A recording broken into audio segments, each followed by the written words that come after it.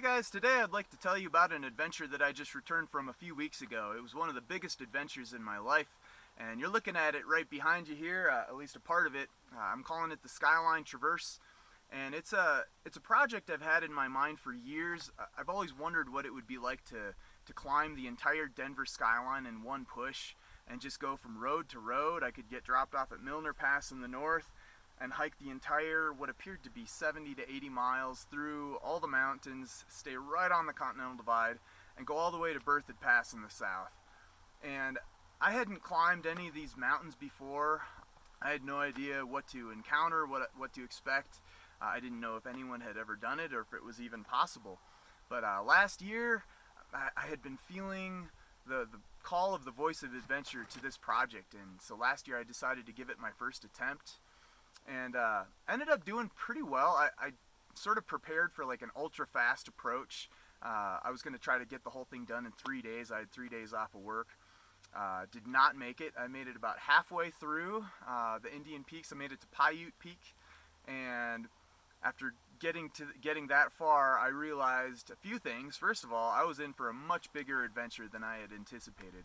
I encountered a lot of technical climbing, a lot of very challenging route finding, a lot of loose rock and scary stuff that, it appeared very few people made it through. I did also encounter a couple of other climbers. They were doing another traverse out there last year that told me, once they understood what I was attempting, told me that what I was doing had actually never been done before. So that kind of gave me a little more motivation to try it again. But again, I didn't make it all the way, had to bail on the project after halfway.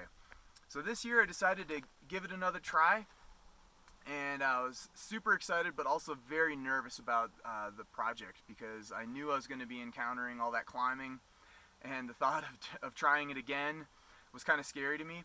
I decided to keep my approach the same in terms of making it an on-site climb. So what that means is I did no research on it. I didn't talk to anyone about it. I didn't look online to see what the route beta was going to be.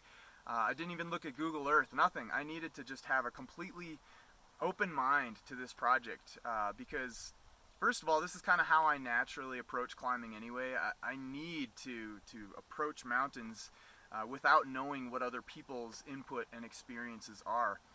And also, I'd been feeling like God had been inviting me into this adventure, and by my going into this as an on-site project was kind of a journey into my faith.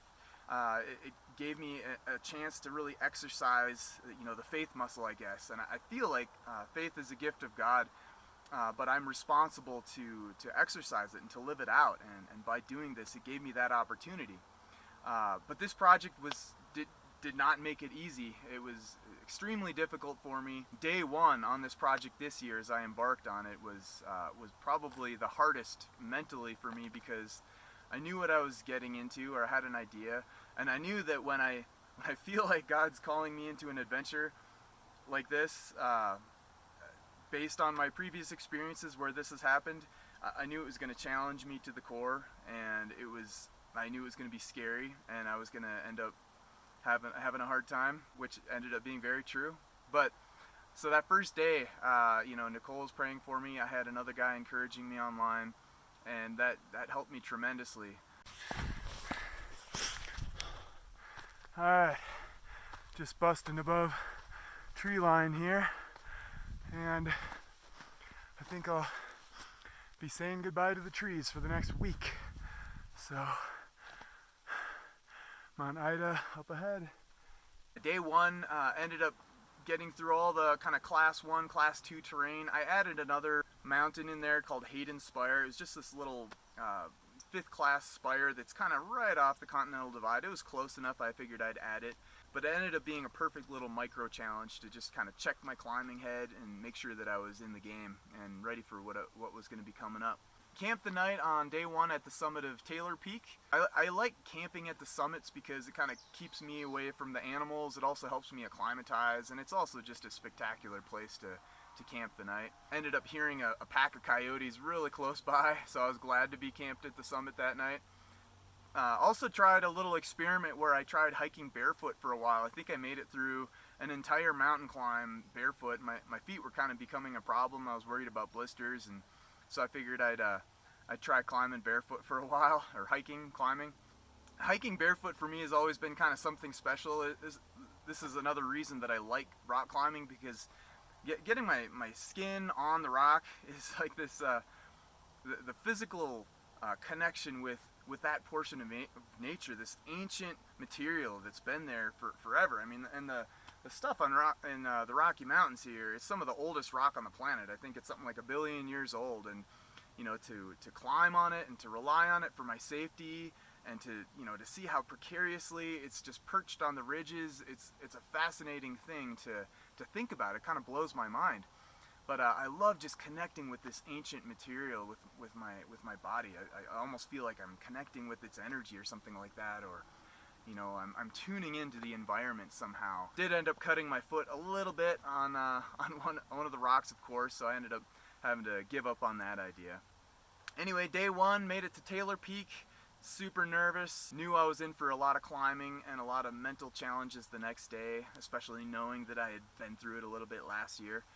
The next day, as soon as I hit Paiute Peak, you start descending cliff after cliff after cliff, and I forgot my route beta from last year, so I just kept getting cliffed out in these impossible sections, and I couldn't remember how to get through it, and it was really scary.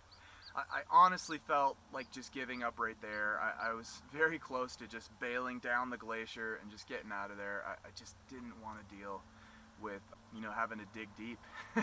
But I just kind of put my head down and kept going. Went through Milner Pass, Chief's Head, Neva Peak, and I knew the crux was coming. I knew Isolation Peak was going to really be the scary one for me, and it was. I feel like Isolation Peak was the psychological crux for me. So last year I had bailed from Isolation Peak. I didn't bail, but I kind of took this low sweep to the right, found a third-class gully, but ended up wasting a lot of time and descended way further than I wanted to. So this year I decided to face my fears and tackle the head wall straight on. So here we are at Isolation Peak. Definitely some 5th class looking stuff right here. Let's see how this goes.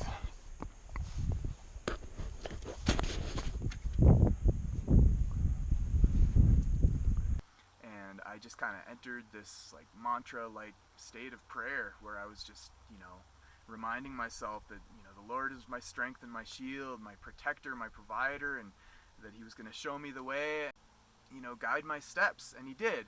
I started launching up this head wall. It's super intimidating because Isolation Peak, you got on either side of the divide, it just cliffs out, and the head wall itself is like overhanging. So I found a little section on the right side of the overhang where I could start heading up this cliff, but it was very exposed. After about 100 feet or so, I was, very committed, not feeling like I could down climb it again anymore. But found kind of a handrail traverse. I was able to traverse out left to the apex of the ridge again, and found this 4th class, and that was my ticket out of there. So I survived the first one, but that was super scary. Then after that, a lot more ridge scrambling, but that was kind of the technical difficulties of the day. Ended up camping the night at the summit of Ogallala Peak. So day 3, after Ogallala Peak, I got through Sawtooth, and then after Sawtooth things get a little challenging again, and I could remember this from last year. There's a technical ridge that leads its way to Paiute Peak, and I'd gotten a little bit lost last year and gotten cliffed out pretty badly. So this year I stayed just right on the apex of the ridge, and that ended up being the safest place for me.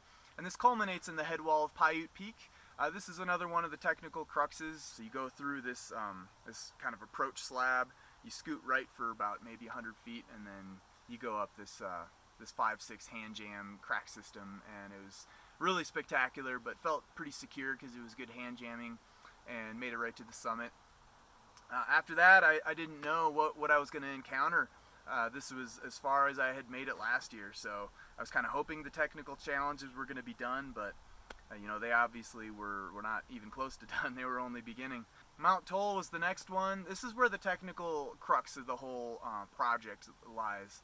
We approach Mount Toll through a series of 5th class ridge scrambling and get to the head wall. You move to the right again, and there's a series of 5th class shelves. And one of them is 5-6. It's a chimney, kind of a hand jam, slightly overhanging, but the exposure was very manageable. It didn't seem like a death fall was imminent at any point here, you know, and even if I did biff it, I was only going to look at maybe 30 or 40 feet. I mean, still obviously dangerous, but not, you know, a 1,000-foot drop or something like it is in other places. Then after that, I remember a storm coming in. Thankfully, I'd gotten through all the climbing on Mount Toll. But headed up Paiute Peak, I remember a storm was starting, and this would be the first in a bunch of storms that I would end up summiting. But I was feeling like, you know, these storms were coming in, and I've climbed through storms before. It almost seems like half the climbs, at least half of the, you know, the significant climbs in my mind have ended up being summited in either a whiteout or a blizzard or a lightning storm or something crazy like that.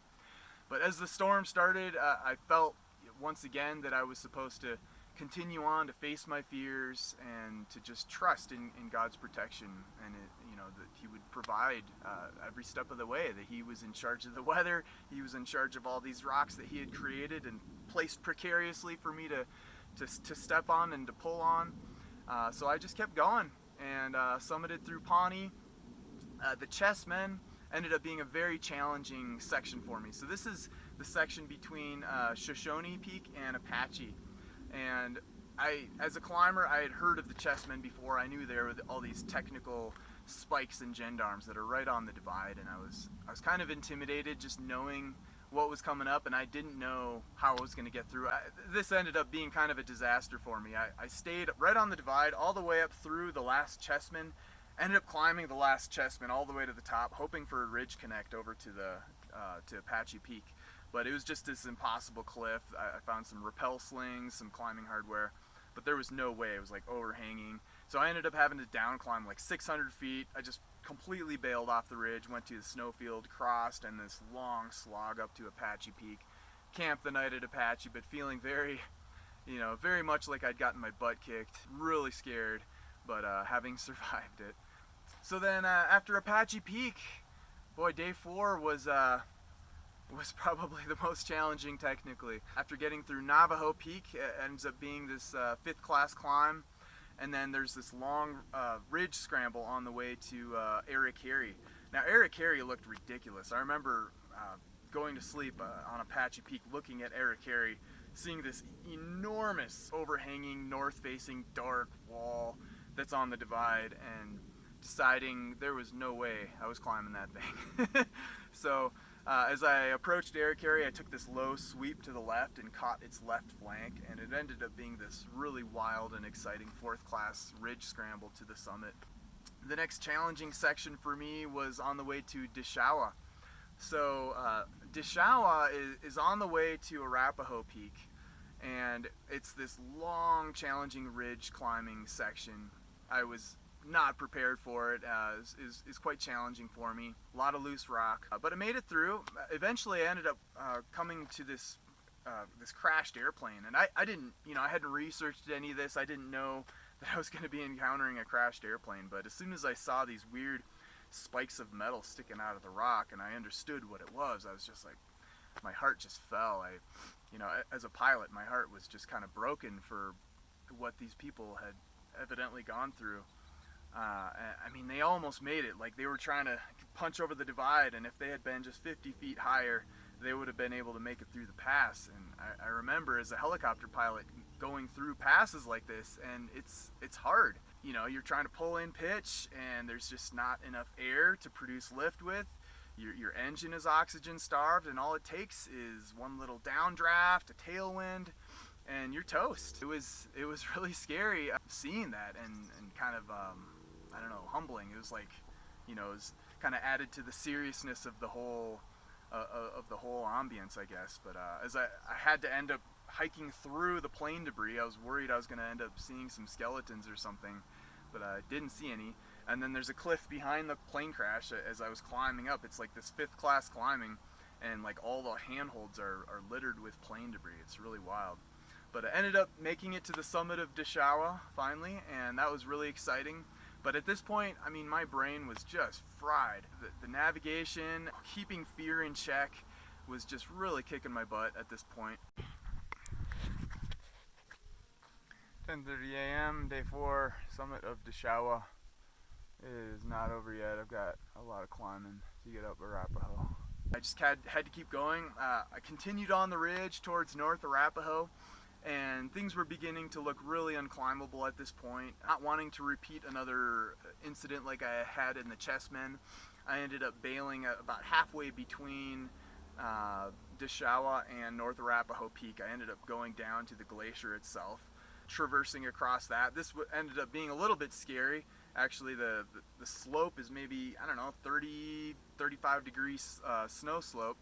And I didn't have any ice axes or anything, so I grabbed a couple of sharp spikes of rock and started traversing across. Made it almost all the way across, slipped at the very end and maybe slid down only 10 feet or so. It wasn't too bad, but this was my only fall throughout the whole experience, and kind of slid into a rock band and cut myself up a little bit. And then from there, it's a super long slog up North Arapahoe Peak. This is where I kind of started entering the land of the living. I felt like I ran into a person at the summit of North Arapahoe Peak. These peaks are summited fairly regularly. So the fourth class scramble between North Arapahoe and South Arapahoe is very well traveled, and it was nice to kind of get back into some traveled terrain. But then from South Arapahoe, connecting the ridge over on the way to Neva, things got scary again. I wasn't sure how I was going to punch through. Everybody else hikes the trail back down to their cars, but I was trying to connect the ridge. And I started heading down this really steep, loose gully, and it just looked like it was going to cliff out impossibly. I mean, as I could, see the edge of this loose gully, it just looked like it was going to be something ridiculous. So I just kept traversing right, and I was just once again kind of in that mantra prayer state, just asking God for protection again, and I found this little skinny passageway where the gully led back to the apex of the ridge, and was able to make it down to back down to the notch. Got down to the notch, and this is where the second storm hit, and this one was a doozy. I mean, there was like lightning striking right on. It felt like it was right on top of me. I was like right on Arapahoe Peak, or something was right next to me. I ended up cowering under this boulder. And this is where I just broke down. I mean, my brain, my spirit was just so exhausted from praying and from telling fear to go away, that I just broke down. I just was bawling under this boulder as the lightning was striking, the rain was pouring, and I just lost it.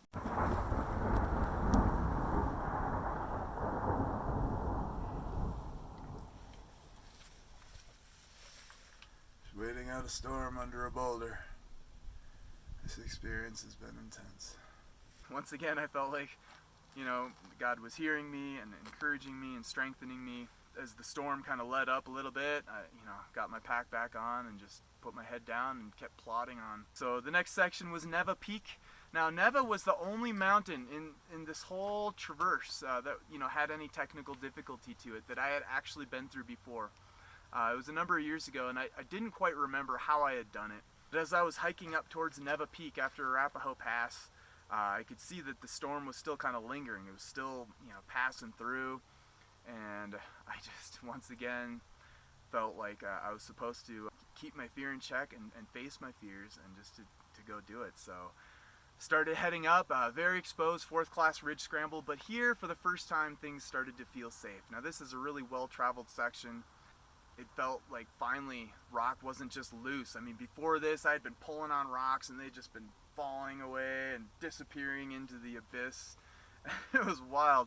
I mean, I remember like pulling on a hold off I Hate Inspire and listening for several seconds before I'd even made another noise. But here things felt relatively solid but very exposed, and then the weather turned nice about halfway through the climb and summited. And I had a feeling that the technical difficulties were done, and I camped the night on the summit of Jasper Peak, which is the next one. Next day, day 5, I ended up being able to hike all the way back to Berthoud Pass. Never would have expected to be able to do it. I had planned out for like an entire day just to get to Rogers Pass from there. So, but I just started, I loaded up on some snow at the top of a glacier, melted a whole bunch of water, and just started going for it. I entered what I call animal mode, where I just kind of, I'm exhausted, but I'm intensely determined, and was able to just get it done. Got through James Peak. I got to James Peak and it was only 1 p.m. and this was the first time that I realized that I was actually going to be able to make it to the end. So I called up Nicole. I had cell service at a lot of these summits. Planned for her to pick me up at 6, but it wasn't quite done. I had one more little storm left. You steeply go off James Peak, and then as I was going up Bancroft, this is when another storm hit me and just, kind of started pummeling me. And once again, I felt like, do I need to just find another cave and hide out? But, if I do that, then I'm going to be late. And, once again, I felt like, no, I need to just face my fears. God is in control. It's going to be okay. So I just put my head down, put my hat brim down as it was pouring on me, and just went up into the wind and the hail, and summited Bancroft. Day 5, 2:48 p.m. Summit of Mount Bancroft. And then just started knocking through that whole James Peak Wilderness section of mountains. Summit of Berry Peak, summit of Mount Eva, summit of Paiute Peak, 5:11 p.m. summit of Mount Flora. All the way through School of Mines Peak and just beelined it down sunny hillside to Nicole. Waiting for me at Berthoud Pass. Ended up being there pretty much right on time at 6. It was surreal to enter civilization like this. I mean, I had been in what felt like such deep wilderness, completely off trail for, almost virtually the entire time, seeing hardly anyone. To just beeline down and see her and see this road and see society and just enter the world again. It was wonderful. You buy the car. 6:18, day 5, back at Berthoud Pass.